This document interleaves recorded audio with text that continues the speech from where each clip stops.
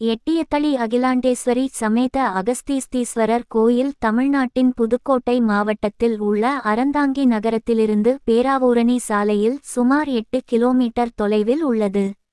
அறந்தாங்கி பேராவூரணி ஆவுடையார்கோவில் அருகில் இவ்வூர் உள்ளது. சனி, ராகு மற்றும் கேது தோஷ பரிகார ஸ்தலம். மேலும் இது களத்திர தோஷ நிவர்த்தி தலமாகும். பொதுவாக கோயில்களில் சனீஸ்வரருக்கு இடதுபுறம் ராகுவும் வலதுபுறம் கேதுவும் இருப்பார்கள். ஆனால் இந்த ஆலயத்தில் சனி பகவானின் வலதுபுறம் ராகு பகவானும் இடதுபுறம் கேது பகவானும் உள்ளனர்.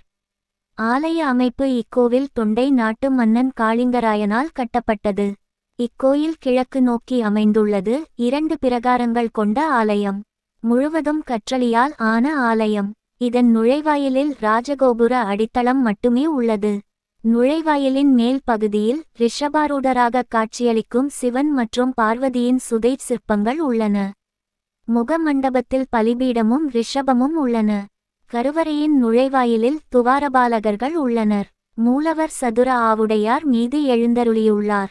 கோஷ்டத்தில் விநாயகர், தட்சிணாமூர்த்தி, லிங்கோத்பவர், பிரம்மா மற்றும் துர்கை ஆகியோர் உள்ளனர். மகா மண்டபத்தில் தெற்கு நோக்கிய தனி சன்னதியில் அம்பாள் எழுந்தருளியுள்ளார். இக்கோயிலில் 2 அம்பாள் சன்னதிகள் உள்ளன. ஒரு அம்பாள் அகிலா என்றும் மற்றொரு அம்பாள் அகிலாண்டேஸ்வரி என்றும் அழைக்கப்படுகிறார். அர்த்த மண்டபத்தில் 4 மற்றும் நடராஜர் சபை அமைந்துள்ளது. இங்கு நடராஜர் கல்லால் ஆனவர். பொதுவாக நாம் நடராஜரை உலோகத்தால் ஆன உற்சவமூர்த்தியாகவே காண்கிறோம்.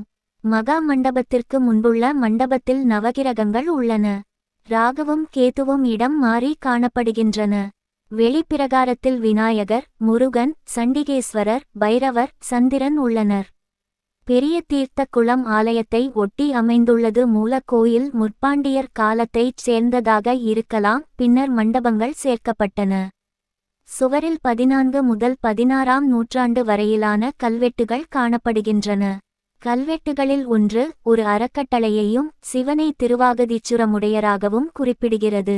ஆலயத்தின் தனிச்சிறப்புகள் இக்கோவிலில் உள்ள தட்சிணாமூர்த்தி கல்யாண தட்சிணாமூர்த்தி என்று அழைக்கப்படுகிறார்.